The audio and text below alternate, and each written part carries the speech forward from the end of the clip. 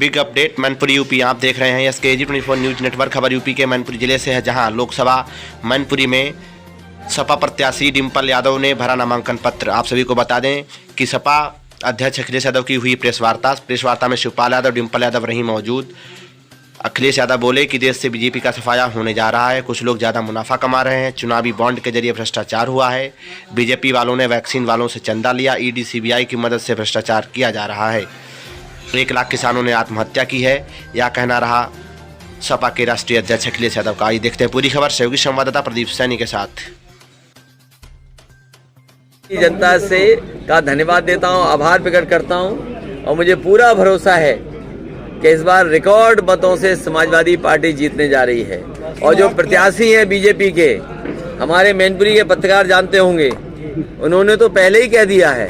जब उनसे पूछा कि कौन जीतने जा रहा है तो वो कह रहे इसमें यहाँ क्या बताना, यहाँ तो सपा जीतने जा रही है। सोचो, उसे प्रत्याशी बनाया जो पहले से ही सपा का समर्थक रहा है और सपा को जिताना चाहता है। तो ये बीजेपी वाले सपा को ही लगता है जिताना चाहते हैं। नारा टोल हो रहा है कि अभी नहीं तो कभी नहीं। एक मेरा सवाल है, आपके इंडिया अलायंस में एक पार्टी है, एक दल है जिसने कि ये कहा है अगर हम पावर में आते अगर तो जो इंडिया के जितने भी ऑटोमिक मुझे नहीं पता, मुझे नहीं पता। अभी नहीं अपनी पड़ी क्या चीज पड़ी है तो मैंने मुझे जानकारी नहीं है, मुझे जानकारी नहीं है इस सवाल के बारे में। महोदय जानकारी नहीं है कि अगली बार घोषणा पत्र में 3 लाख बेरोजगार लोगों को, युवाओं को रोजगार देने की बात कही है। कौन सा मैनिफेस्टो?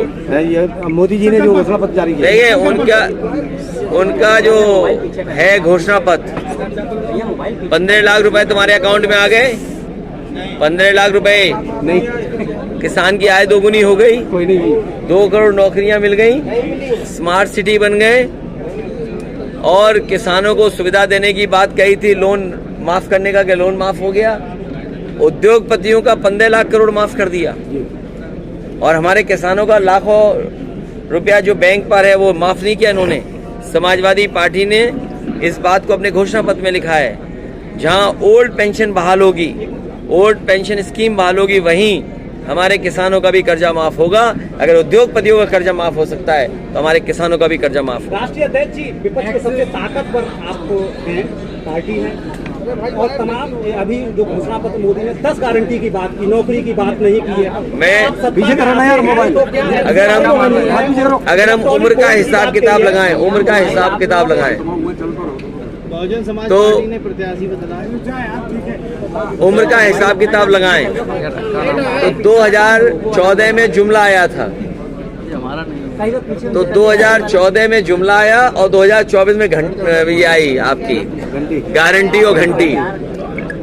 तो जुमले से बड़ा कोई मामला है ये। जब जुमला पूरा नहीं हुआ तो गारंटी कैसे पूरी होगी? तो गारंटी तो 2 करोड़ नौकरी की थी, गारंटी किसानों की आय की थी, गारंटी MSP की थी, गारंटी सस्ती बिजली की थी, गारंटी हमारे खाने पीने के सामान की थी।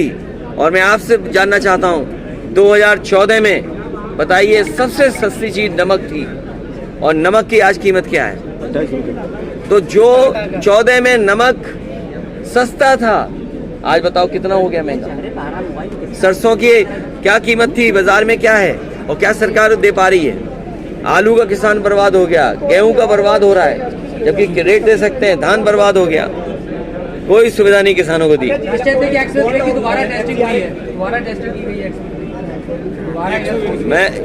इन्होंने कोई दूसरा ऐसा एक्सप्रेस वे नहीं बनाया जहां पर कहीं हवाई जहाज उतर सकें।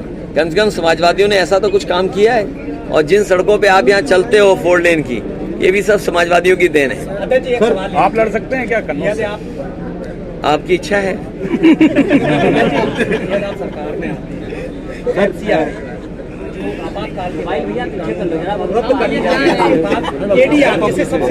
देखिए, मेरे साथी ने ठीक पूछा, क्या आपको पता था कि अग्निवीर जैसी व्यवस्था लागू हो जाएगी?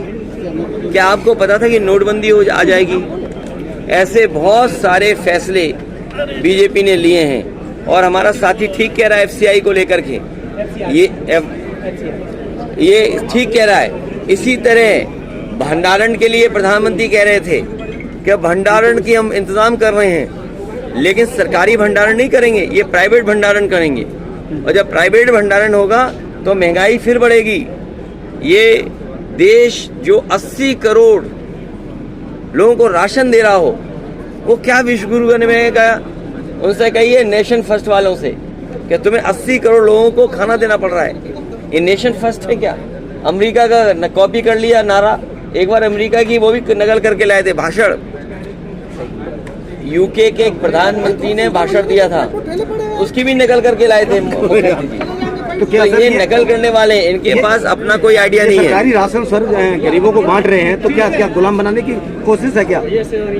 समाजवादियों ने कहा है कि पौष्टिक खाना मिले गरीबों को, पौष्टिक खाना मिलेगा तो उनका स्वास्थ्य बेहतर होगा।